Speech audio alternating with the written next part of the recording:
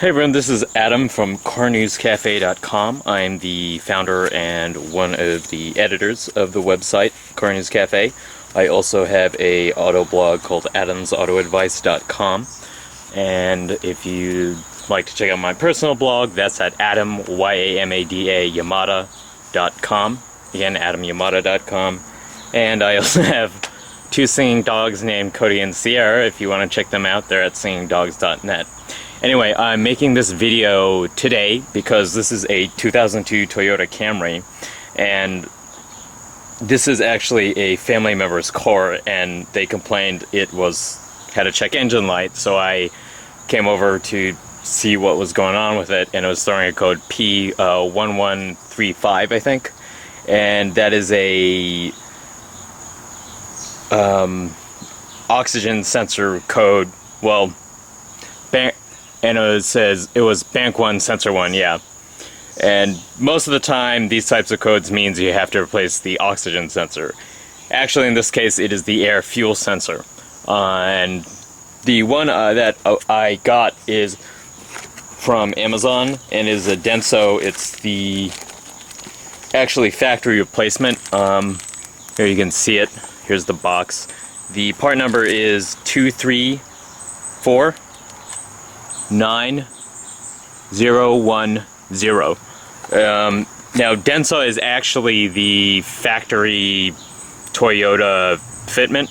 It's just that if you were to get the one at the Toyota dealership, it would say Toyota, it would not say Denso. If you want to save yourself money like I did, we ordered this one. It's $100 through Amazon, or I believe Rock Auto also had this for $100, but since I have a Prime account, I used Amazon. There'll be a link in the description that will be an affiliate link, which means I get a commission for doing this video.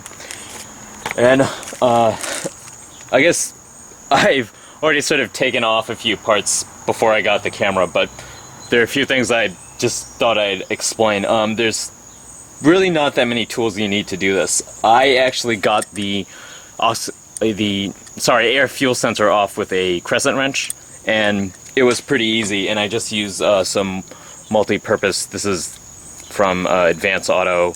It's like WD-40, but the store brand. A lot of people like to use PB Blaster to actually spray on the sensor. Let me get the camera off. I also like having gloves, if that's handy. Now, let's get in here. Now see, here's the AirFuel sensor. I took off the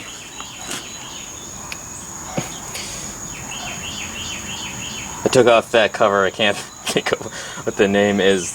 Oh, the intake cover. Yeah, whatever. Yeah, so I took that off because it just made it easier to obviously get the crescent adjustable wrench in there. You can go to the auto parts store and get a special socket for oxygen sensors. Most of the time though, this is what professional mechanics do. They remove the cover, they spray this down. Now obviously you want to make sure that this isn't too hot or you'll burn yourself. It's good though if this is slightly hot, because if it cools, getting out the oxygen, well, in this case, I keep saying oxygen, this is an AirFuel sensor on this Toyota, it will be much harder. Also, there's another tip I have specifically for this Toyota. I noticed, if you see, this is the connector off the AirFuel sensor, and it connects here. There's a little plastic bracket that this connects to, and I was having a lot of trouble getting this out originally, and sometimes with these plastic parts you need to be careful, because I have broken them, and it's really not that hard though on this one. You just need to hold this bracket that's connected to the engine here, and then you just pull this piece out. So it's sort of a pushing pull motion, because I'm having trouble right now because I'm holding the camera. Let me try with my right hand, but this should come out without too much trouble like that, see? And that'll make it a lot easier to get this oxygen sensor piece on and off. See, it just slides in, slides on and off. So, okay, like that. See, and then you hit is a tab that you hit, and it will just come out. So pretty simple. That's just a quick tip I had. Now, like I said, I actually already loosened this, but how I did this before is I just adjusted the wrench to tightness, and I blasted it, and then it came loose. Now, obviously, when you take this off, you want to make sure it fits with the right one before you privily open up the new AirFuel sensor. Oh, this is actually another tool I like having. It's a fender cover. I actually have to say I don't like this one because it doesn't have magnets, so it will fall off the car. Sears actually sent it, and it said it had magnets, so probably should complain about that. But anyway.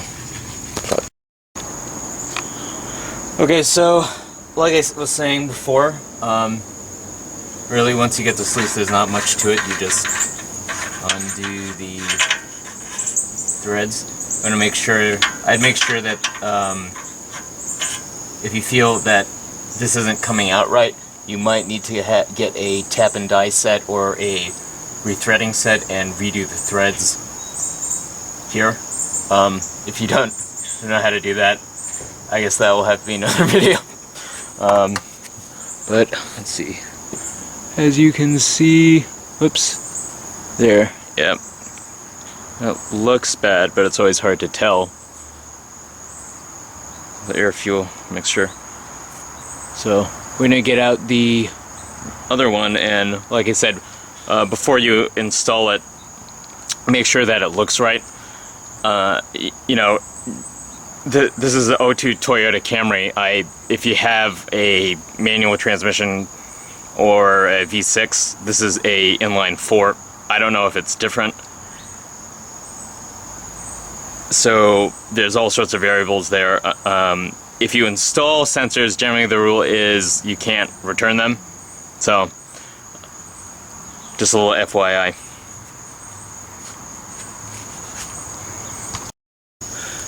So this is the new AirFuel sensor for the car. It looks exactly like the old one. I compared it. I can even show you guys. See, the old one is on the right, the new one's on the left. It looks basically the same. The threads look the same. So I'm going to install this one. Now before you install this, you're going to want to use some anti-seize compound. The kit actually comes with a little bit in there.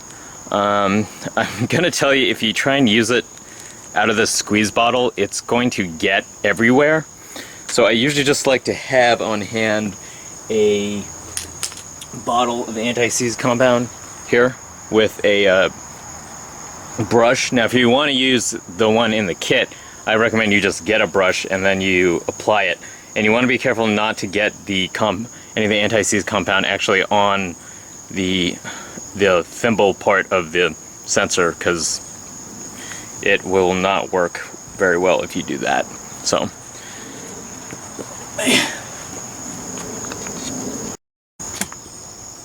now you might have noticed I switched to using these kitchen rubber gloves. That's because when you apply anti-seize compound, it tends to get all over your hands, and usually if you use mechanics gloves, it's impossible to get off.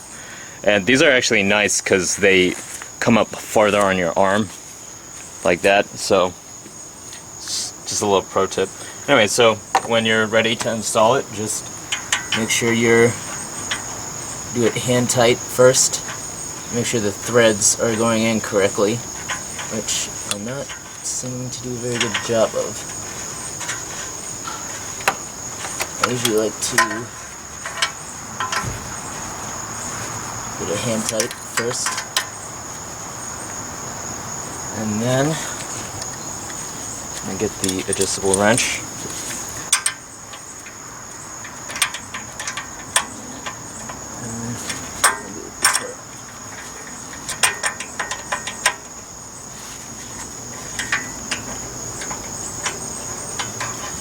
You guys can see.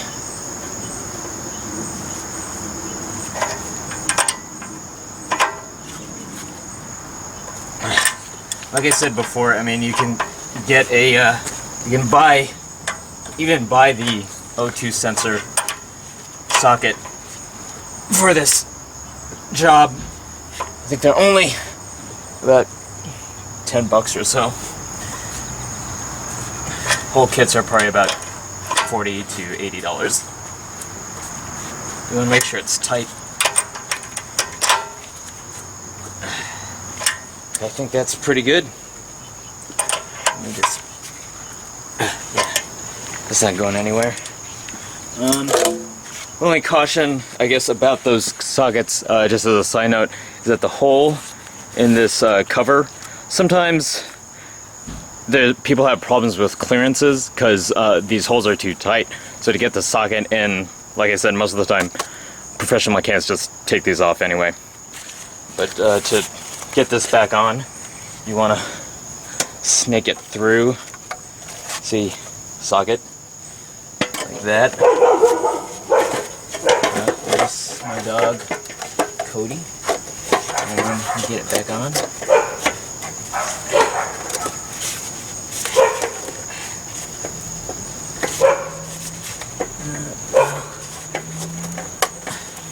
Careful of this little. Right, so I got the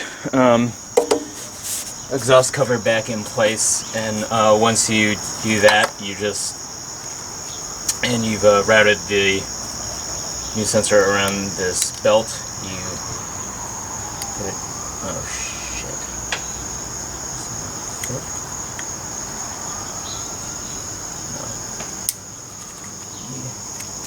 No. And then you snap it back into position here. I don't know if I'm blocking the camera. Like that. And you're done. Well, not quite actually. Okay, so actually the last step you want to do is I have this scanner. You want to hook it up to the OBD2 sensor, and then you see the code, and then I'm just going to hit erase. Erase trouble codes. Enter. Whoops. Erase trouble codes. Okay. Yep, erase. I think you just hold it. Oh, the car obviously has to be turned on to do this. Erasing. Yep, erasing. It should just erase it. Done. Cool. And if you turn on the car,